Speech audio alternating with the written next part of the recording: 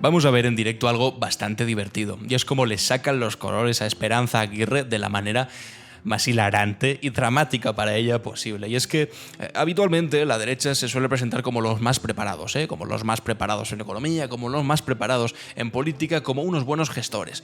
Pero absolutamente todos los indicios que tenemos encima de la mesa, y si no, ved este vídeo que vais a ver ahora porque vais a alucinar conmigo, y vamos a confirmar aquí en vivo y en directo cómo eso es mentira. Como una persona como Esperanza Aguirre, que ha tenido todos los cargos posibles a lo largo de su historia, ahora los vamos a repasar también, falla la cosa más básica y tiene que venir aquí José Luis Ábalos, en el programa de Todo es Mentira, a darle una lección tampoco magistral, pero la verdad que de, no sé, conocimientos básicos de cómo funciona nuestro régimen parlamentario, que llama la atención que una persona que ha tenido todos los cargos que te puedas imaginar y más, no conozca. Es que vais a alucinar con lo que vais a ver aquí en un momento. Con todos ustedes, el rapapolvo de Ábalos que dice aquí Guillermo Guijarro a Esperanza Aguirre en directo en Todo es Mentira. Yo creo que él lo tiene clarísimo y los 5 días estos se los ha tomado para ver cómo quita... Hablando de Pedro Sánchez, evidentemente, su obsesión número uno, su maravillosa obsesión. Todos los frenos que tiene al poder absoluto.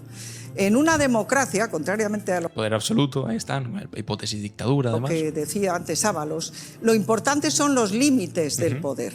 Y si no crees en eso, pues estás como Franco, que creía en el poder, en la unidad del poder y la coordinación de funciones. Espera un momento. Ahora viene la respuesta épica. Bueno, ahora viene el fallo épico que vais a alucinar y después la respuesta épica. Pero está diciendo que Pedro Sánchez es como Franco porque no quiere límites al poder. Lo mismo que dijo el otro día, por cierto, Feijóo, que dijo que veía en Pedro Sánchez tics autoritarios propios del franquismo. Eso lo dijo cuando Pedro Sánchez amagó con dimitir, que digo, ojalá eso fuese un tic del franquismo, ojalá Franco hubiese amagado con dimitir en algún momento, que es una cosa que no se lleva demasiado en dictadura, en fin, que no saben ni lo que dicen. Pero atención ahora. No, señor, el Poder Ejecutivo tiene la obligación de gobernar, pero el Poder Legislativo de legislar. Y aquí se han hecho 250 decretos leyes sin contar con los legisladores, porque encima se presentaban como proposiciones no de ley y no se podían ni siquiera presentar informes.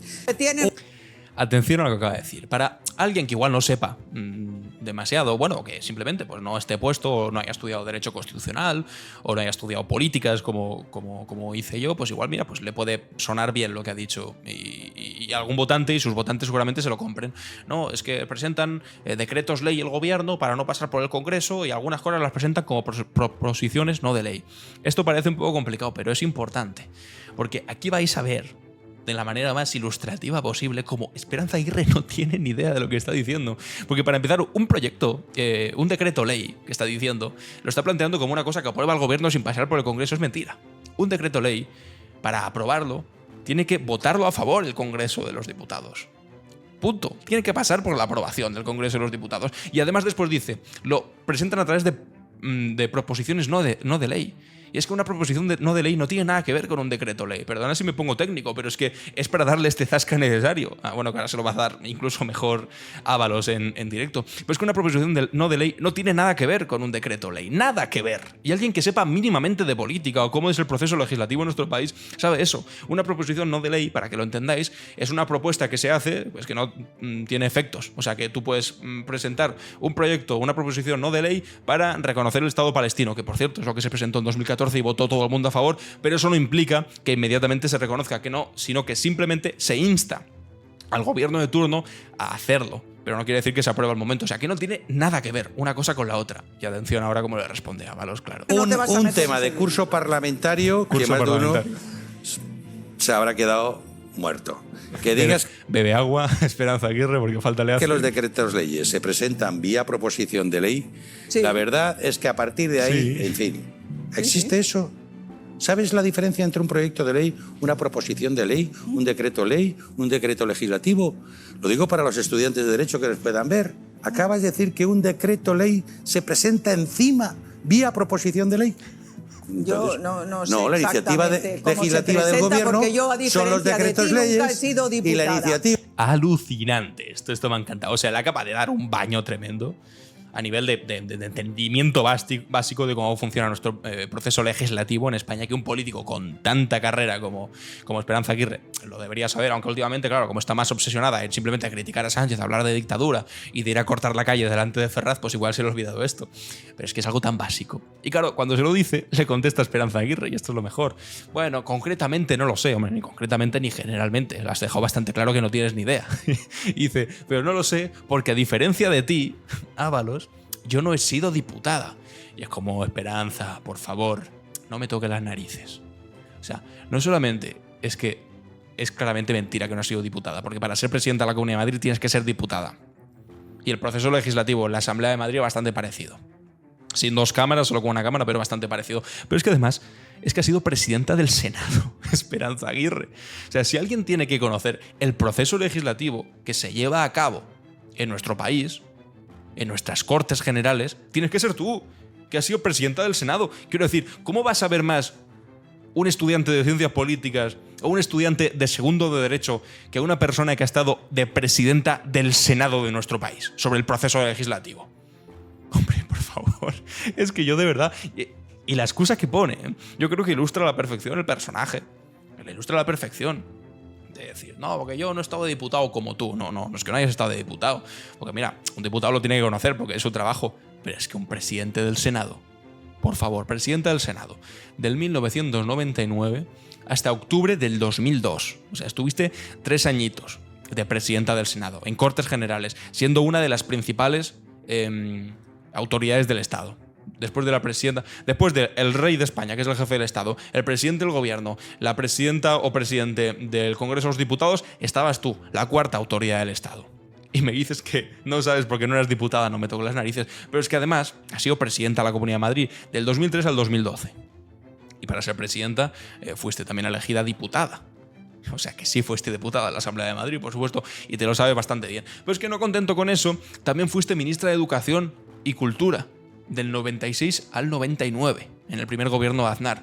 Además de presidenta del Partido Popular de la Comunidad de Madrid, portavoz del Grupo Municipal del Ayuntamiento de Madrid, porque también estuviste, evidentemente, en el Ayuntamiento de Madrid. Es decir, has tenido un recorrido por política española, además de senadora de las Cortes Generales, portavoz del grupo parlamentario, que para eso tenías que ser, aquí lo pone, diputada de la Asamblea de Madrid del 2003 al 2012, además de concejal, que fuiste la primera vez en el 83 hasta el 96 y después del 15 al 17. Es decir, te has pateado y has vivido en todas las instituciones de nuestro país, en todas y cada una de ellas, y si se puede inventar alguna más, seguramente también habrías estado en esa institución, y has llegado hasta presidir el Senado, y ahora tu excusa frente a Ábalos, frente al baño que te acaba de hacer y ahora va a seguir haciendo Ábalos, es que tú no has sido diputada y que por eso no lo sabes concretamente.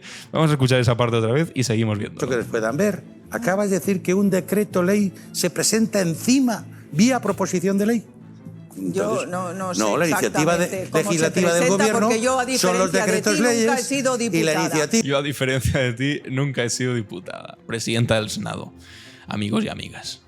De las Cortes, las proposiciones de ley. Pero te diré, las proposiciones de ley, una vez asumidas, tienen un trámite de ley. Y los decretos leyes han de ser convalidados por los parlamentos. E incluso una vez convalidados, pueden tramitarse como proyectos de ley. Por lo tanto, lo que acaba de decir... Es decir, que Esperanza Aguirre son del mismo rollo. Lo que intentaba decir es que el gobierno lo aprueba directamente. Decreto ley, sin pasar por el Congreso. No es mentira. Se tiene que convalidar. Y lo que dice Ábalos es cierto, que una vez convalidado puede presentarse como proyecto de ley y que los diferentes grupos parlamentarios pongan enmiendas. Si no eres de Vox, por supuesto, porque como llegan siempre tarde, no llegan nunca a poner enmiendas, solo votan en contra de todo, pero pueden poner hasta enmiendas. Entonces, que ahora digan aquí que esto es una dictadura, que no sé qué, no sé cuántos. Para empezar, estúdiate la Constitución española, que no es demasiado difícil y creo que tampoco es demasiado pedir para una persona que ha sido presidenta del Senado de nuestro país. Y lo que decía antes, este entendimiento, esta cosa que sobrevuela y que siempre ellos intentan como reivindicar de la derecha, somos los que trabajamos de verdad, los que somos gestores solventes de la economía, de la política, es que es mentira, rascas un poco y ves que es mentira. Lo que pasa es que hablan con una contundencia y una soberbia que da la sensación, y esto lo hace mucho la gente que no sabe, que da la sensación de que sabe mucho y controlan sobre un tema. Pero después, claro, se lo dices a alguien que sabe de este asunto y te pinta la cara. Pero ¿cómo vas a confundir un decreto ley con una proposición no de ley? O sea, es que es absurdo. Queda muy bien para esta política vuestra, que es enredar. Dejar que la gente que no tiene a lo mejor esa información pues efectivamente os compre la burra. Y al final una bola has hecho que es inabordable. Eso es el bulo. ¿Cuántos decretos, eso es el leyes fango. ha hecho? Es el ejemplo claro. ¿Cuántos decretos, es el leyes ejemplo habéis claro. hecho? No, dilo tú que lo acabas de denunciar. Esto es lo que pasa, que tiene que venir Ábalos, que además en este momento tampoco es que Ábalos sea la figura política más rehabilitada del momento, ¿eh? Ha sido, recordadlo, expulsado del Partido Socialista por haber tenido de número 2 a Koldo García, que resulta que se estaba forrando, mientras el resto de personas estábamos encerrados en casa y se estaba forrando con tema de comisiones. Alguna responsabilidad política tendrá Ábalos. Ojalá ver al Partido Popular actuar con alguno de sus presuntos corruptos, igual que lo hicieron con Ábalos sin estar imputado Ábalos, pero que tenga que ser Ábalos en esa situación el que le tenga que dar esta lección magistral no, lección básica además, a una señora que fue presidenta del Senado sobre política, sobre cómo es el proceso legislativo en nuestro país. Pero es lo que decía, esta es la política, esta es la expresión perfecta de la política que hace el Partido Popular. Te dicen cosas y si no controlas demasiado, porque no tienes por qué saberlo, porque un ciudadano que tampoco está demasiado puesto en política, y aunque estés bastante puesto en política, estas cosas de cómo concretamente se hace el proceso legislativo en nuestro país, tampoco las tienes por qué conocer, a no ser que hayas estudiado algo sobre eso, derecho o políticas. Y entonces lo dices de esa manera que parece que cuadra, ¿no? Que el gobierno dictatorial, Franco, porque no pasa por el Congreso, y confundes todo y dices mentiras explícitas, y seguramente mucha gente te las compra. En fin, ahora, ya que estábamos hablando de Esperanza Aguirre, quería recordar yo este momento en el que Esperanza Aguirre culpó del Partido Socialista en la guerra civil, pero antes de esto, quería también que viésemos este vídeo que tuve yo la fortuna de... Esto fue poco después, el 28 de julio, poco después de las elecciones. Claro, ya estaban con el discurso de ETA, no sé qué, de España se rompe, no sé qué, no sé cuántos, y la verdad que me di el lujazo de poder contestar a Esperanza Aguirre en televisión yo también, y pasó lo siguiente. Pero que es una vergüenza que diga Pedro Sánchez que somos muchísimos más, porque él y Sumar no son muchísimos más. Lo que pasa es que se une a los etarras, o bilduetarras, o herederos de ETA, bueno, a los usted los llama así, pero es lo que han votado los españoles, señora Esperanza Aguirre. Es lo que han votado los españoles. A usted no le puede gustar y puede insultarlos y ponerle motes. No, es lo que han votado los españoles y suman más que Partido Popular y Vox, señora Esperanza Aguirre. Alguna provincia cuesta mucho más que los que no. Lo siento. Buenas tardes. Ay, lo siento, Esperanza, lo siento. O sea, para eso ha quedado la política de la derecha de este país, para decir ETA, los bilduetarras, no sé qué, les ponen motes, dicen no son muchísimos más, hombre, serán muchísimos más los que votan a opciones que no son la del Partido Popular y la de Vox porque no quieren que gobiernen ustedes. Porque el nivel que vemos...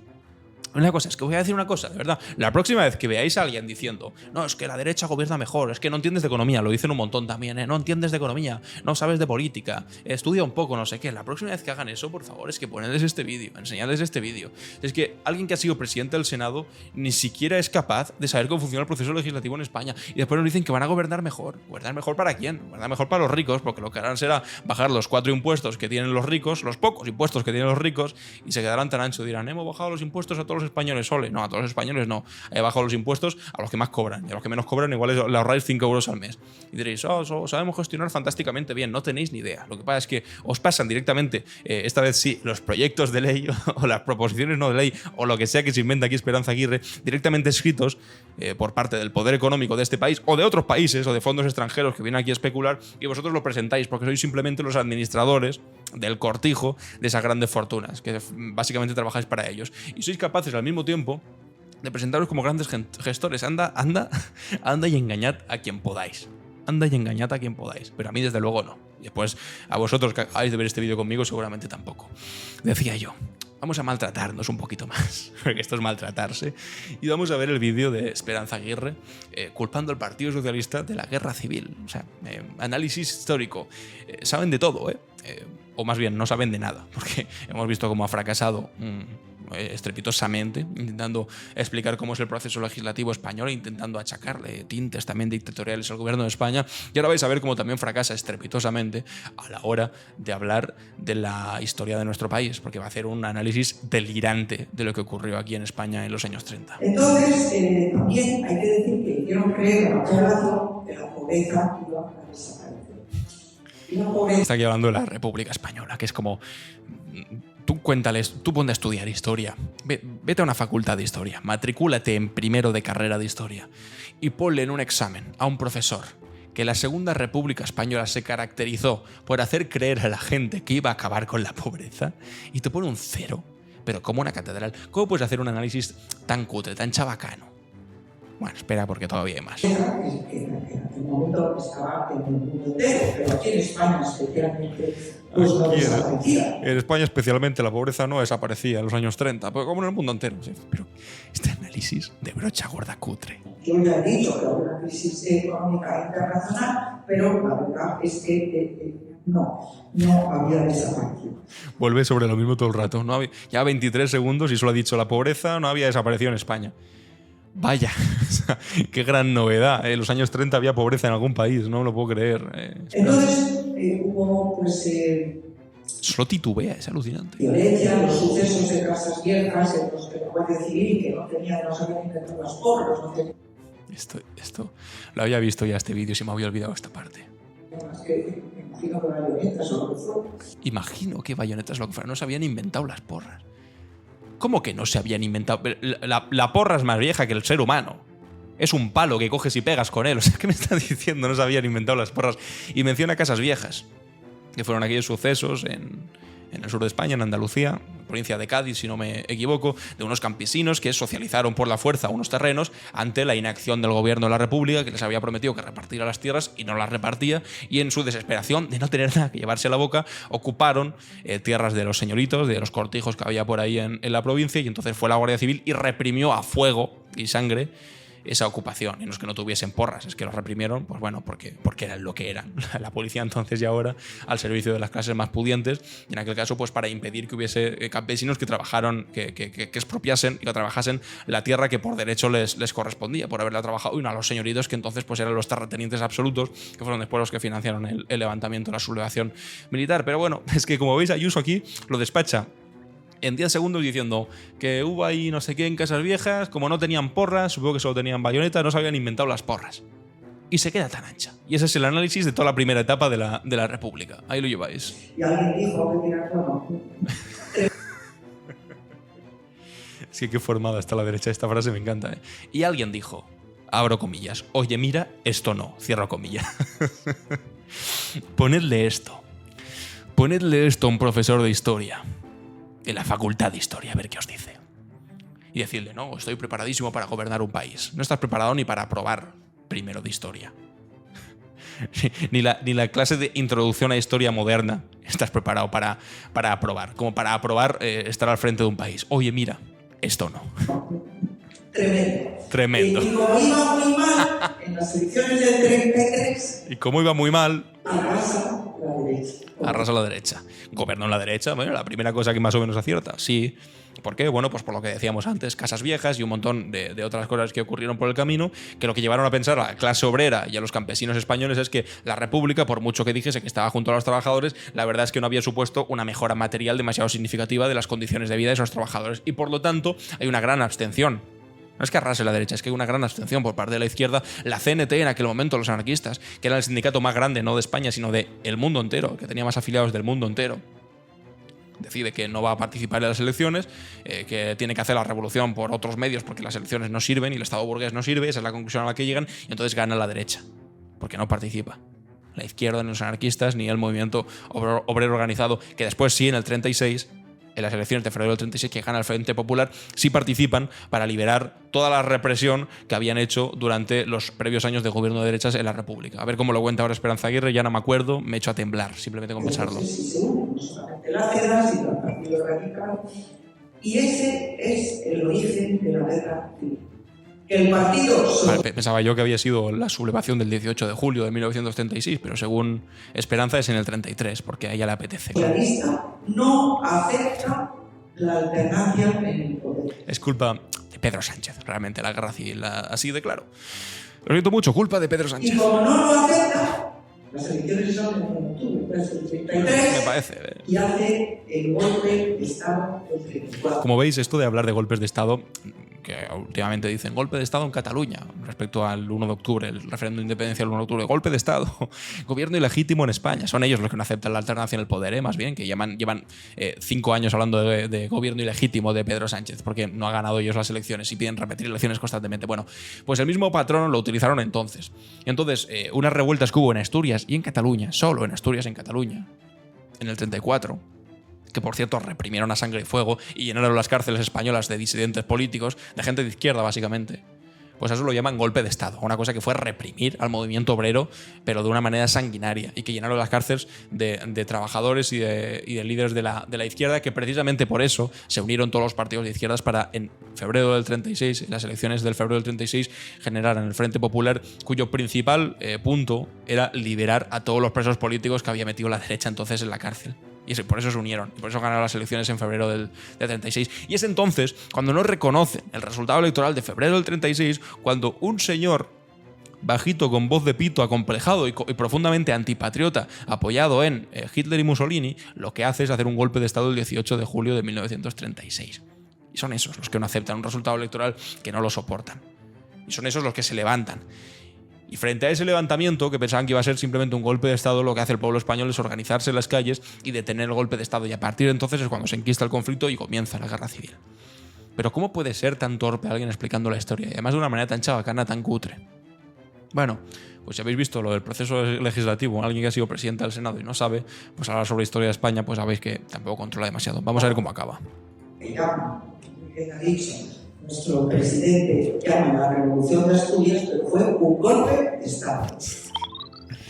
Bueno, pues eso, ahí lo tenéis. ¿Qué os parece? Se ve que es ampliamente letrada en historia de España, ampliamente letrada en proceso legislativo. Joder, mira, pues no sé, si a mí hubieseis preguntado, oye, Alan, ¿tú crees que Esperanza Aguirre sabe del proceso legislativo? Yo te habría dicho, hombre, no sé, pero si te metes en su currículum y ves que lleva toda la maldita vida en puestos políticos muy relevantes, desde ministra hasta presidenta del Senado, hasta presidenta de una comunidad autónoma, yo te diría que sí, ¿no? Que si hay alguien que tiene que saber, no porque haya estudiado mucho, sino porque lo ha visto día a día. Es que en muchas ocasiones no sabe más el que ha estudiado, sino el que día a día ha trabajado en algo, ¿sabes? Sabe más de carpintería el que ha estado toda la vida haciendo carpintería que el que ha estudiado mucho con muchos libros sobre cómo hacer carpintería, cómo ser carpintero, ¿no? Bueno, pues yo habría dicho, pues sí, supongo que Ayuso sabrá, ¿no? De proceso legislativo, habiendo sido presidenta del Senado unos cuantos años, con un buen sueldo y estipendio. Hombre, si hay alguien que tiene que saber, más que yo sabe seguro, vaya, aunque sea solamente por haber estado al frente de eso. Hoy después ves un vídeo como este, que tiene que aparecer Ábalos a decirle, pero tú sabes la diferencia entre decreto ley y proposición no de ley, que acabas de decir que es lo mismo. Y dice, no, porque yo no he sido diputada. Hombre, no ha sido diputada. No solo sí ha sido diputada, sino que ha sido todos los cargos que existen. Y si pudiese existir alguno más, también lo habría sido. Esperanza Aguirre. Es que yo alucino. Ya aluciné con Lortera. Iba a decir una tontería. Iba a referirme a Lortera que iba en la boda de Almeida. Pero mira, eso es una cuestión estética referente a Lorteras, que son las clases más pudientes, que después se rían del Coletas, de Podemos, porque íbamos vestidos, no sé qué, y después ellos son los más pudientes. Pero bueno, que tampoco viene al caso.